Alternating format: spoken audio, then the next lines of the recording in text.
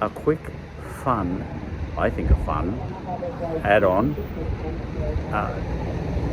to my previous episode just now, in which I suggested, oh look, it's not a suggestion, it's just something I learned in physics, that it's a hell of a lot easier to heat something up in physics in your life than it is to cool something down. So it's a lot easier to warm your house up than it is to cool it down. It takes a lot more energy to cool your house down than it does to heat it up. All right, so that's physics. A couple of quick corollaries to that, actually. And this first one hints at sort of the reason why there is an absolute zero. And I didn't get my head around that for a long time. But, for me, pennies drop eventually. And heat is due to particles within us, atoms and things, vibrating. And, all right, I'm fairly warm, I'm fairly hot. It's because it's a hot day. No, it's not that hot. But this is because atoms inside me are vibrating. Now, if my body temperature is reduced to absolute zero, minus 273 degrees Celsius, this means that all the atoms in my body have stopped vibrating, because they're the things that are making me warm. The actual vibration is what we kind of interpret as heat, warmth. Okay, but if every atom in my body just simply stops vibrating, and it's just frozen solid, so to speak, just stopped, my body would be at minus 273 degrees Celsius. Now, as it turns out, I think it's impossible to get all your subatomic particles just stopping. They don't want to. You can get close to it, you can slow them down, but you can't get, still something, they're a little bit vibrating still. Now, why can't you go lower than that in terms of temperature? Well, it's a little bit like this car, my car here. If I stop at the traffic lights, I'm driving along and I stop at the traffic lights, and then the person next to me says, I want you to go even slower than that. And I say, but I've stopped. And they say, no, come on, slow down.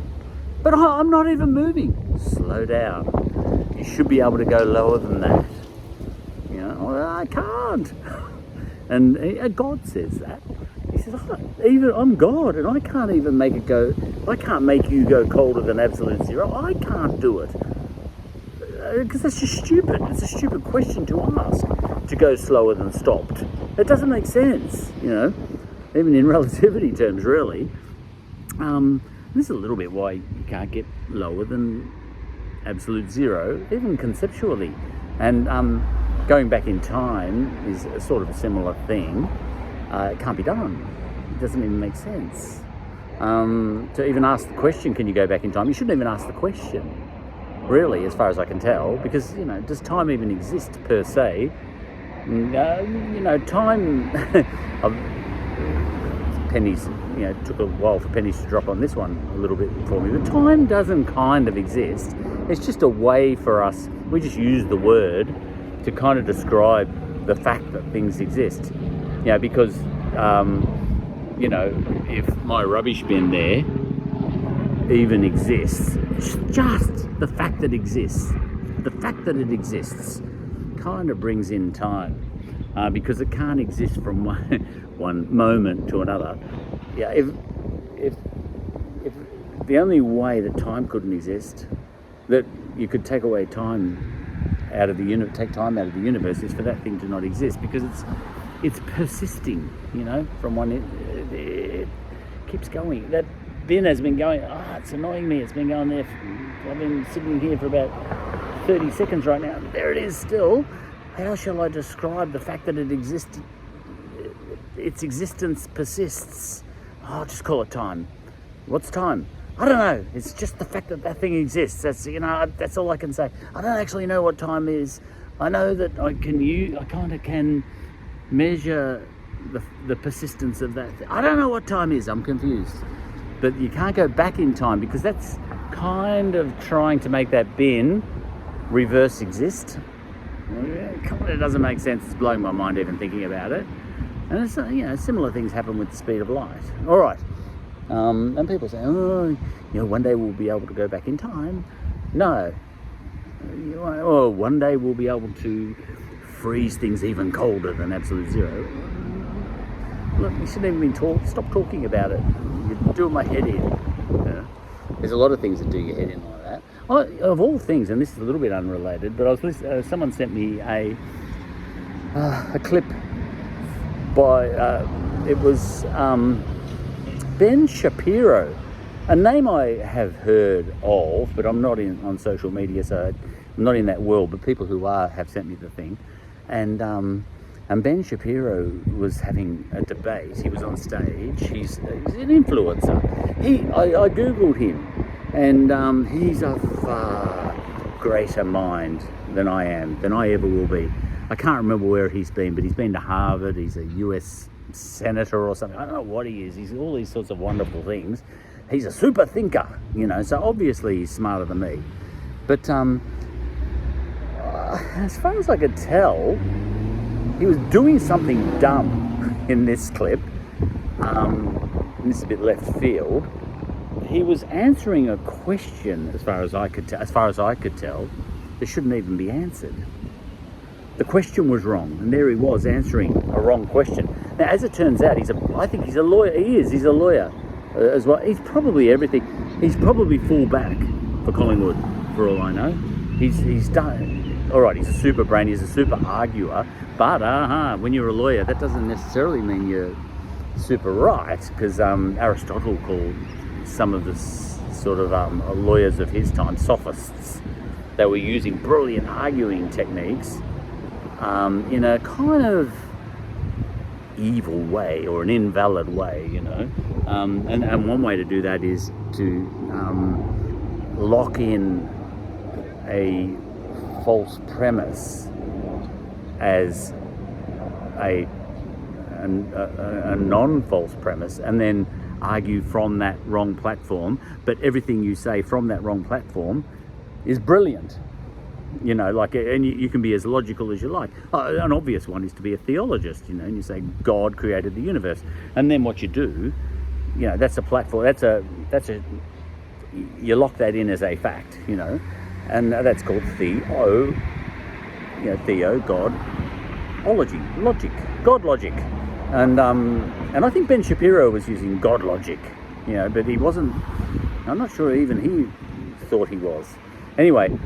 This clip that I got, Ben Shapiro was hounding some hopeless woke person in one of his audiences because he was haranguing the world about the fact that all this business of people calling themselves a woman when they're biologically a male is just stupid, wrong, illogical, dumb. He was saying that it's just stupid. You're all stupid, and I can prove it. But and of course I got sent the clip from by a conservative, and because that person wanted, hand-picked that clip, really, because unfortunately Ben Shapiro is really smarter than me, and he was arguing with a woke person who was nowhere near up to his level of arguing.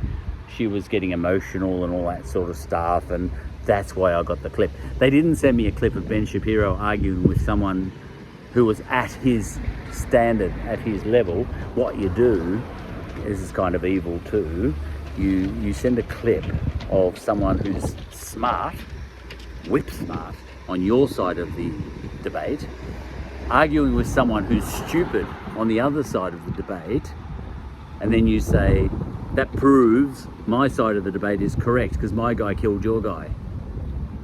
but that's wrong, isn't it? You know, because why not just send me a clip of someone smart on the other side of the debate, smashing someone stupid on your side of the debate? Wouldn't that prove the opposite? But they never send you those clips, and nor do they ever send you a clip of two smart people, you know, unless they do send, you know, and this is the pinnacle, two smart people, one on each side of the debate, and your guy beats the other guy. You send that clip, but you don't send the clip where two smart people, and they're both arguing and the other guy wins. You never send that one. You send the other one, you know. But anyway, so Ben Shapiro, he was asked, you know, he was pushing an answer to the question, what is a woman? And he was and this person who was trans or whatever she was, or maybe she just was supporting trans people or whatever, and she said, blah, she was getting all hot and bothered and red, you know, obviously losing the argument straight away by just going red in the face. And he moved in for the kill, and he said, stop, define for me what a woman is without reference to the word woman. You can't do it. You know, he was sort of saying that, but not in a John Nicholson voice, more in a Ben Shapiro voice.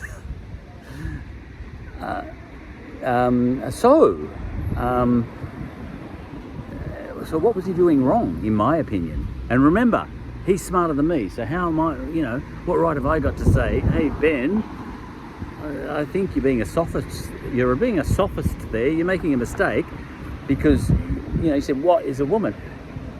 Because you're using a word, the word woman, you know, and you're asking that question, what is a woman, where just by asking that question you've locked in the meaning of the word woman before you go to answer it.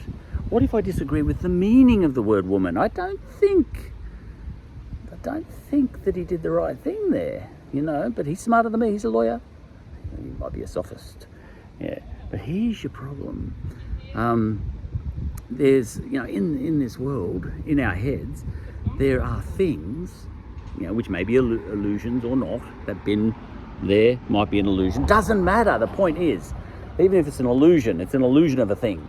Right, okay, so that thing is there, one way or another, somehow. You know, yeah, you don't have to get into that business of, is that bin real? Look, you know, the illusion of that thing is real. Okay, all right, well, now I'm going to give a word to that thing, bin, you know. But there's two different things happening there. There's the thing there is one thing, and the word that I attribute to that thing is a different thing. Or, you know, and I try and make my word approximate what that is as best I can. That's the business of language. And I don't think Ben Shapiro, I think he just breezed past all that, and he spoke for about half an hour, and it was all rubbish, as far as I could tell, because he was conflating the word woman with the thing that, in his mind, he was connecting the word woman to, which is, you know, something that's got the XX chromosomes and a womb and things like that. Right, that's the thing. The thing with the womb is the thing, all right? That's one thing, a thing with a womb. So that's one thing to think about, you know. But then there's the word woman, and that's just a word. That's just a word. So when you say, what is a woman, I think what you're trying to say is, what is that thing? Yeah, there, with that thing there. You might be able to find one around here. No. He's got a willy, that guy over there. I can just tell. Here comes a woman. Oops. Hang on, I better not call her a woman yet. She's through there. She's walking down the street. There she is. Can you see her? Anyway, this is getting out of control, but I'll bring it back. Okay, there's a thing over there with a womb. I can just tell, just by looking at it, you know. I'm talking about you, lady. I called her a lady. All right, Now, but there is a thing there walking towards me. You know, she might get a little closer and I might invade her privacy and put her on the video. But there's a thing walking towards me right now, and she's got two smaller things which look like her children.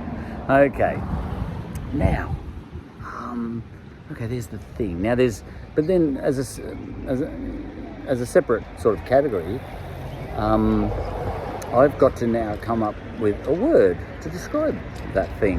She's walking right past me. Okay, so I want to come up with a word to describe that thing. Well, in my head, I could I could say that's, anything with a womb is a woman. The words almost even sound the same, don't they? Womb, woman. All right, I like that. I might say that. But what's to stop another person to say, yeah, I agree, that's a woman, but so's that thing that went past on the other side with a willy, but who, in his personal reality in his head is a woman. What's to stop that? Because the word woman is just a word. You can attribute a word to whatever you want to attribute a word to. What is wrong with my logic there? Now, if there's nothing wrong with, if I separate the word from the thing, if I'm allowed to separate the word from the thing with the womb, and the thing, and the word I want to attribute to that thing, I might want to attribute the word female to that thing that just walked past, that's got a womb, and I might want to attribute the word woman to something that identifies as that. Even if that person is nuts, I might want to attribute the word, I might say that person is stark raving mad and has got no grip on reality. I can say that in my own head, but I am still allowed to attribute the word woman to both those things. The bloke on the other side of the road that thinks he's a female but isn't, all right, I can say he's a psycho, but I can call him a woman. I absolutely can, because woman is a word. What's wrong with my logic there? And if there's nothing wrong with my logic there, then Ben Shapiro haranguing this woman in his audience, this idiot progressive, with the idea that what a woman is locked in stone. Ben Shapiro was wrong, in my opinion. It's a massive statement for me to make, because Ben Shapiro is clearly smarter than me, more famous than me, handsomer than me. No, yeah, he is. You get where I'm going with this. Ben Shapiro, he brilliantly argued that the question, what is a woman, is self-evident, and seemed to me, and honestly seemed to me, unaware that he had, before he had even started to talk, he'd made the mistake of assuming that the word woman has to apply to whatever he wanted to apply to. I think that was a mistake. I think he was wrong. And it's nothing to do with whether I'm woke or not. I think he made a logic mistake and didn't even know it, as smart as he is. That's what I think. Now, I could be wrong, because I'm just a bloke in the street. I'm a thing. I got no womb. I knew this would get out of hand. I'm a bloke. I had a crack at smashing Ben Shapiro. Cheeky bastard I am.